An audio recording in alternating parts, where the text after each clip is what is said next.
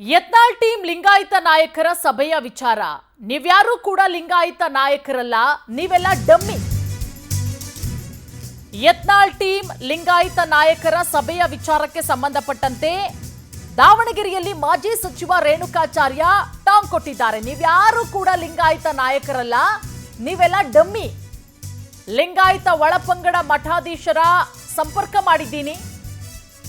ಆದಷ್ಟು ಬೇಗ ವೀರಶೈವ ಲಿಂಗಾಯತ ಸಭೆ ಮಾಡಿ ವಿಜಯೇಂದ್ರ ಬಿಎಸ್ವೈ ಬೆನ್ನಿಗೆ ನಿಲ್ಲುವಂತೆ ಸಮಾವೇಶ ಮಾಡ್ತೀವಿ. ನೀವೆಲ್ಲ ತಿರಸ್ಕೃತ ನಾಣ್ಯಗಳು ಅಂತ ಭಿನ್ನರ ಸಭೆಗೆ ರೇಣುಕಾಚಾರ್ಯ ಕೌಂಟರ್ ಕೊಟ್ಟಿದ್ದಾರೆ. ಬಿವೈ ವಿಜಯೇಂದ್ರ ಅವರನ್ನ ಮುಂದಿನ ಸಿಎಂ ಮಾಡ್ತೀವಿ. ಲಿಂಗಾಯತರ ಸಭೆ ನಡೆಸಿದ ಟೀಮ್ಗೆ ರೇಣುಕಾಚಾರ್ಯ ಟಾಂಗ್ ಕೊಟ್ಟಿರೋದು ನೋಡಿ. ಒಂದು ಕಡೆ ಸಭೆ ಆದ್ಮೇಲೆ ವಿಜಯೇಂದ್ರ ವಿರುದ್ಧ ಒಂದಷ್ಟು ಜನರು ತೀವ್ರ ವಾಗ್ದಾಳಿಯನ್ನು ನಡೆಸಿದ್ದಾರೆ.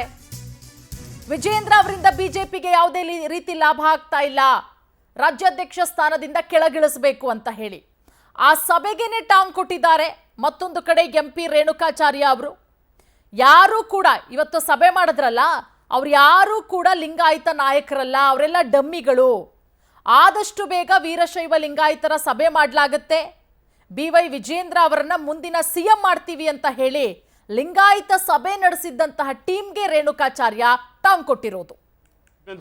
ಹುಟ್ಟುಹಬ್ಬವನ್ನ ಆಚರಣೆ ಮಾಡಬಾರಂತ ನಮ್ಮ ರಾಷ್ಟ್ರೀಯ ನಾಯಕರು ಇಲ್ಲಿ ಹೇಳಿಲ್ಲ. ನಾವು ದಾವಣಗೆರೆಯಲ್ಲಿ ಬೃಹತ್ ಸಮಾವೇಶ ಹುಟ್ಟುಹಬ್ಬವನ್ನು ಮಾಡಬೇಕಂತೇಳಿ ತೀರ್ಮಾನ ಮಾಡಿದ್ವಿ. ಯಡಿಯೂರಪ್ಪನವರು ರಾಜಕೀಯದಿಂದ ನಿವೃತ್ತಿ ಆಗಿಲ್ಲ, ನಮಗೆಲ್ಲರಿಗೂ ಮಾರ್ಗದರ್ಶನ ಮಾಡಿದ್ದಾರೆ. ಚುನಾವಣಾ ಕಡೆಯಿಂದ ಮಾತ್ರ ನಿವೃತ್ತಿ ಆಗಿದ್ರು. ನಾವು ಹಾಗಾಗಿ ಹುಟ್ಟುಹಬ್ಬವನ್ನು ಆಚರಣೆ ಮಾಡಬೇಕಂತ ಹೇಳಿದ್ವಿ. ನಮ್ಮ ನಾಯಕರಾದ ಸನ್ಮಾನ್ಯ ಯಡಿಯೂರಪ್ಪನವರು ರಾಜ್ಯದ ಅಧ್ಯಕ್ಷರು ನಮಗೆ ಸೂಚನೆಯನ್ನು ಕೊಟ್ಟರು. ಯಾವುದೇ ಸಂಘಟನಾ ಪರ್ವ ಇದೆ, ಸಂಘಟನಾ ಪರ್ವ ಇವತ್ತು ರಾಜ್ಯದಲ್ಲಿ ಈ ಹಿಂದೆ ಹೇಳಿದಾಗ ಸದಸ್ಯತ್ವ ಅಭಿಯಾನ, ಸಕ್ರಿಯ ಸದಸ್ಯತ್ವ ಅಭಿಯಾನ, ಭೂ ಸಮಿತಿಗಳು, ಮಂಡಲ ಸಮಿತಿಗಳು, ಜಿಲ್ಲಾ ಸಮಿತಿಗಳು ಇವೆಲ್ಲ ಸಂಘಟನಾ ಪರ್ವದಿಂದ ಆ ಸಮಾವೇಶದ ಬಗ್ಗೆ ಗಮನ ಹರಿಸೋದು ಬೇಡ ಅಂತ ಹೇಳಿಕೆ ನಾವು ಸ್ಥಗಿತ ಮಾಡಿದ್ವಿ ಅಷ್ಟೇ. ರಾಷ್ಟ್ರೀಯ ನಾಯಕರು ಎಲ್ಲೂ ಬೇಡ ಅಂತ ಹೇಳಿಲ್ಲ. ಯಡಿಯೂರಪ್ಪನವ್ರು ಹುಟ್ಟುಹಬ್ಬ ಮಾಡ್ತಿದ್ರು, ರಾಷ್ಟ್ರೀಯ ನಾಯಕರು ಯಾರಾದರೂ ಬೇಡ ಅಂತ ಹೇಳ್ತಾರೆ?